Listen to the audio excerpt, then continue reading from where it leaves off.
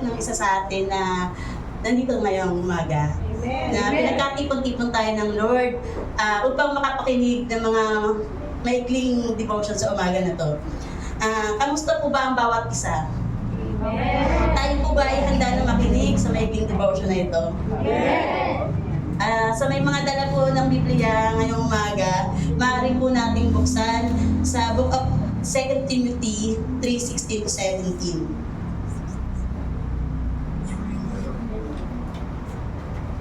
Basahin ko po. Ang lahat ng kasulatan ay isinalihan ng Diyos at kapakipakinabang sa pagtuturo ng katotohanan, sa pagsaway sa kamalian, sa pagtutuwid sa likong gawain, at sa pagsasanay para sa matuwid na pamumuhay. Upang ang likod ng Diyos ay hindi ganap at ay maging ganap at handa sa lahat ng mabubuting gawain. Yan po ang pag-uusapan natin ngayong umaga sa devotion na ito. Pero bago po ang lahat, manalangin po muna tayo. Aming Diyos, makapangyarihan sa lahat, Panginoon. Salamat, Lord God, sa umagang ito na muli pinagkatipon-tipon mo ang iyong mga anak, Panginoon, na tunay mo, Panginoon, na pinagpala. Salamat, Lord God, sa mga buhay na narito na palagi mong pinoprotektahan, Lord God, ang bawat isa sa amin, Lord. Panginoon, humihingi kami ng iyong presensya, Lord God, na samahan mo kami, Panginoon, sa mga tatalakayin namin ngayon, Panginoon, sa umagang ito, Lord God.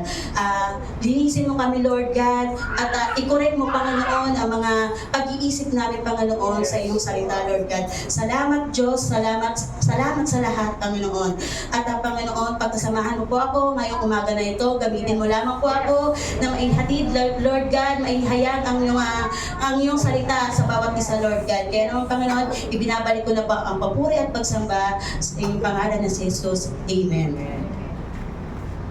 Ang topic natin ngayong umaga ay patungkol po sa pangungusap ng Diyos.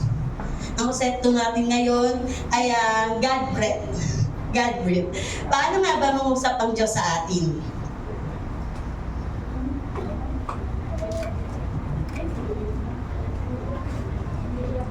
Ano nga ba ang God breath? O hininga ng Diyos o kinasihan ng Diyos? Nang ibig sabihin, ang Bible ay hiningahan ng Lord o inspired by God. God breath. Ano nga ba ito? Basahin po natin muli sa 2 Timothy 3:16. Sa English ko na lang po. All Scripture is God breathed and is useful for teaching, rebuking, correcting, and training in righteousness. Di ba po malinaw na nakasaad sa Biblia na itong Biblia na ito ay galing mula sa hininga ng Lord. Tunay nga po na makapangyarihan talaga ang ating Diyos. So paano nga ba nangungusap ang Lord sa atin? Well, marami pong sasabihin ng iba na ako, nangungusap sa akin ng Lord. Nangungusap sa puso ko. Nangungusap ang Lord sa isipan ko. Kung minsan pa nga sa panaginip ko. Kung minsan pa nga naririnig nila audibly or literal nilang naririnig ang pakikipag-usap sa kanila ng Lord. Pero alam niyo po, yung mga ganong bagay, although pwede naman po, opo, kinakausap talaga tayo ng Lord for the sake of argument. Yes, opo, pwede naman po talaga yon. Pero alam niyo po kasi, nagiging prone po siya sa abuse. Naaabuso yung mga ganong bagay eh. Halimbawa po, sa isang leader ng church, kung sasabihin niya sa church na, wait, nangusap sa akin ng Lord. Tapos sasabihin niya sa akin, gamitin natin yung pondo ng church. Ibili natin ng kotse, ibili natin ng sasakyan. O kaya naman, tara, mag-outing tayo, gamitin natin yung pondo ng church. Tapos may isa rin hindi papatalo. Kasi kinuusap rin siya ng Lord eh.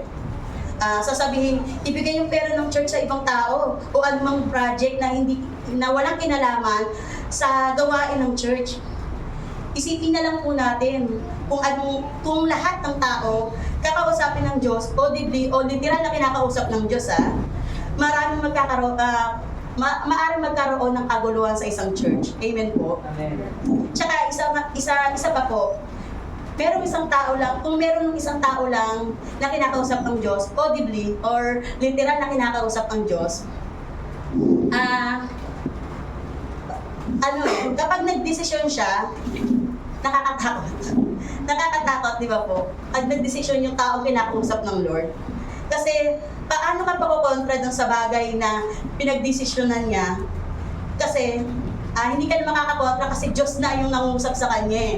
Paano ka pakukontra dun na, paano pakukontrahin yan? Lord na ang kumag-usap dyan. Kaya, salamat kasi meron tayong Biblia. Amen. At ang Diyos ang nangungusap sa pamamagitan ng Bible. Yung meron tayong parang Supreme Court, yung meron tayo, nagkakaroon tayo ng batas sa sarili natin, inuutusan tayo ng Bible, ng Lord kung para tayo niya kausapin. Salamat dahil may Biblia. Kasi ang Bible ang pinakamataas na sa lahat eh. Yung salita po ng Diyos, Amen. Amen. Right.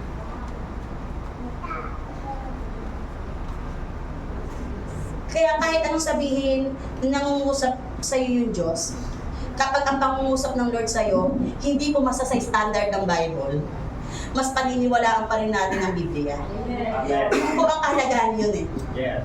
Na meron tayong Biblia, na merong hiningahan ng Diyos, na alam talaga natin na ang Biblia ang salita ng Diyos. Hindi po yung posibleng guni-guni lang, haka-haka lang, o piling lang natin, o kaya naman emosyon lang pala sa puso natin. Sariling emosyon lang. Nakakala natin sa Diyos na galing. Kaya nga sabi sa binasa natin sa 2 Timothy 3:16, all scripture is God and is useful for teaching, rebuking, correcting, and training in righteousness. Dahil ang banal na kasulatan, ito ang hinihingahan ng Lord.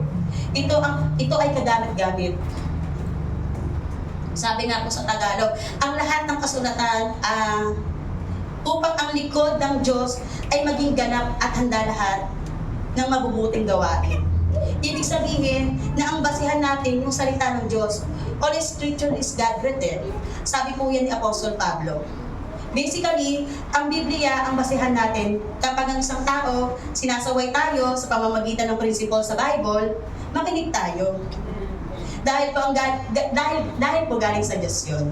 Kapag ang tao, tinuturuan tayo na galing talaga sa Bible, na malinaw na katuruan ng Biblia, makinig po tayo. Yes. Dahil galing talaga sa Diyos yun. So, ang Bible talaga ang pinagmulan ng katotohanan o basihan natin sa pagsaway. Basihan ng mga pagsasanay, pagdating sa matutuwid na pamumuhay. Amen? Ano nga po ba ang purpose? Sabi sa verse 17, upang ang lingkod ng Diyos ay maging ganap at lahat ng mabubuting gawain. Ano nga ba ang katuruan sa atin? Yung mga verse na ating binasa. Una po, the Bible is timeless truth in a changing world. Ang Biblia po ay walang hanggang katotohanan. Ibig sabihin po, katotohanan hindi mababago o hindi pabago-bago. Sa mundo po kasi natin ngayon, lahat nagbabago. Merong dating mababait, sumasama. Meron naman pong pagdating sa masama, bumabait. Amen? Pakitingnan nga po yung mga katabi natin kung mabait ba yan. Amen. Sa ngalan po ng Diyos, mabait po tayong lahat. Yung dating mali, ngayon nagiging tama. Tapos yung dating tama, nagiging mali. Nakakalungkot po. So patunay lang po na pabago-bago ang culture ng mga tao, pati sa mga ibang bansa. Yung iba naman, dating conservative to liberated. From liberated to conservative. Bagamat po, maraming pabago-bago ng pananaw. Pabago-bago ng katuruan, iba't ibang ideas, pero ang Biblia po, ito ay mananatiling timeless truth. Yes. Na ibig sabihin, katotohanan ng Diyos na hindi mababago. Kaya mga kapatid, magbabasa po tayo ng Bible. Pag binasa po natin ang mga katuruan sa Bible, timeless po yan. At hindi po magbabago yun. Amen po. Pangalawa po,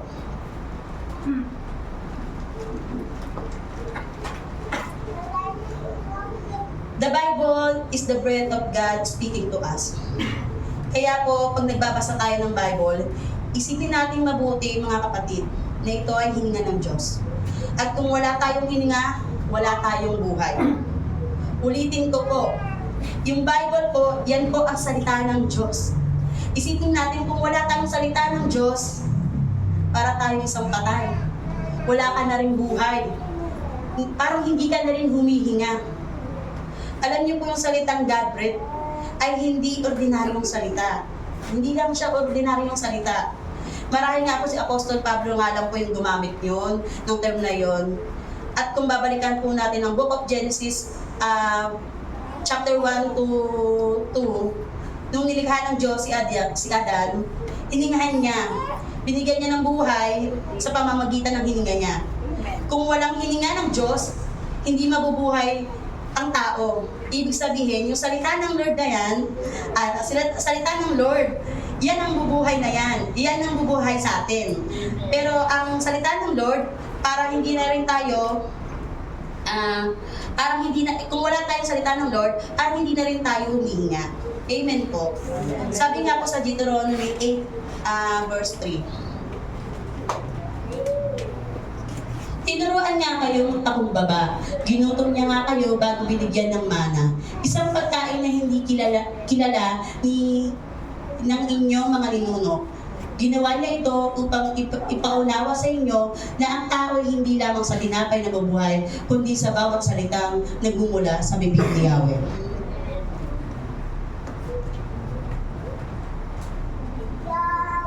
Na ang isang tao, hindi lamang sa tinapay nabubuhay, kundi sa bawat salitang namumutawi sa bibig ng Diyos. Ibig sabihin, ganun po kahalaga ang salita ng Lord. Yan na po ang buhay natin. Kasi ang salita ng Diyos ang magpapakilala sa atin kay Kristo.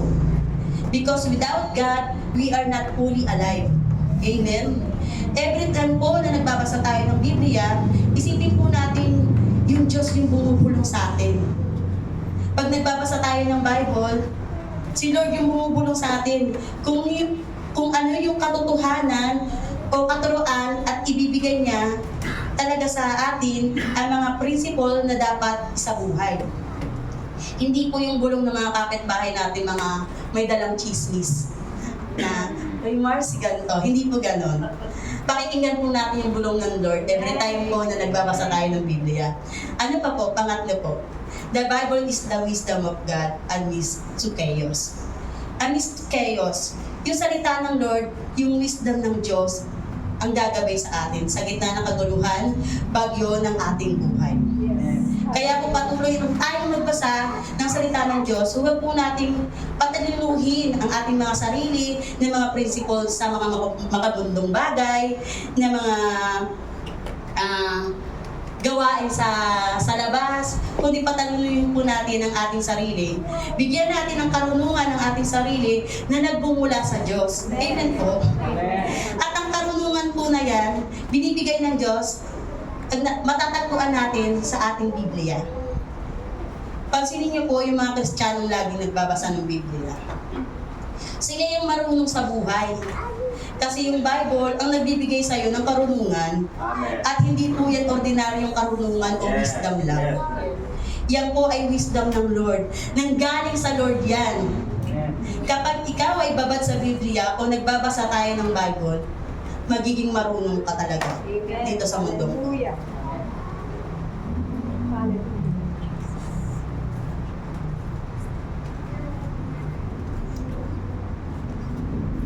Ngayon po, paano nga po ba natin may i-apply ang lahat ng ito para sa ating pamumuhay?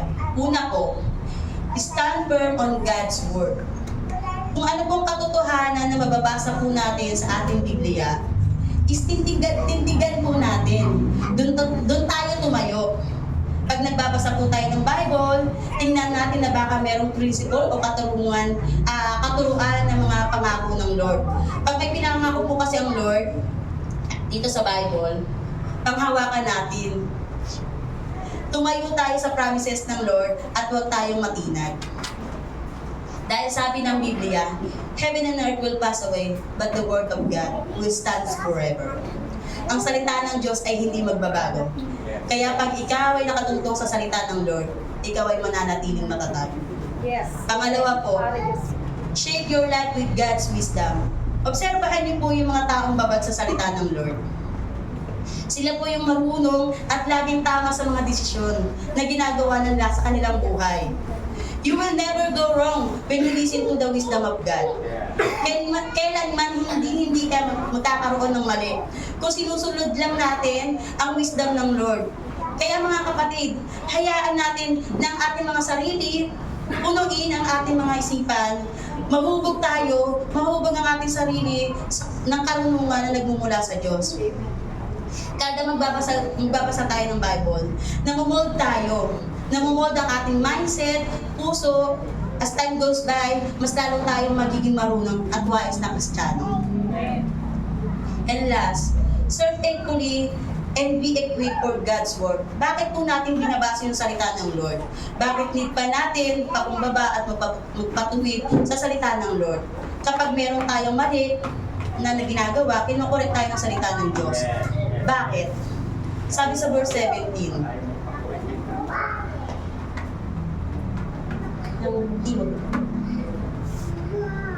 upang ang lingkod ng Diyos ay ganap at handa sa lahat ng mabubuting gawain. Dahil upang mas mapaglingkuran pa natin ang Diyos, upang tayo mas maging mabuti na tagapaglingkod ng Diyos. Amen po.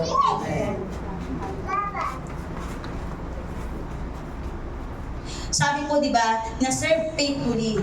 Maging servant po tayo. Maging lingkod tayo ng Lord ng tapat sa ating Master o sa ating Panginoong Jesucristo. And also be equipped po. Pag sinabing equipped, kumbaga sa gera, dapat po armado ka or equipped ka. Kung pupunta ka sa gera na merong baril at bala, dapat pag pupunta tayo sa isang gera, dapat armado tayo, may dala tayong baril at bala. Pero kapag ikaw ay pumunta sa gera na walang baril at bala, you're not equipped. It means hindi ka gamit-gamit sa gera. Ganon din po sa ating mga Kristiyano. No? Hindi ka pwedeng gamit-gamit sa kingdom of God kung wala ka namang salita ng Diyos. Yung salita ng Diyos, yan po ang ating espada. Sabi po sa Biblia yan po ang ating espada at sandata. Paano ka pupunta sa gera kung wala ka namang alam sa salita ng Lord? Kung wala ka namang alam sa salita ng Diyos, wala kang baon-baon na salita ng Diyos. How can you be a good servant of God if you are not equipped with God's Word? Amen? So kapatid, kaya po tayo nagbabasa ng Biblia. Ang dulo po niyan ay makapaglingkod sa Diyos. Tayo po ay nagbabasa ng Biblia upang mas maging handa tayo sa paglilingkod sa Diyos. Yun lamang po ang ating making devotion sa umagang ito. Kaya sa Diyos po ang lahat ng kapuhan. Salamat.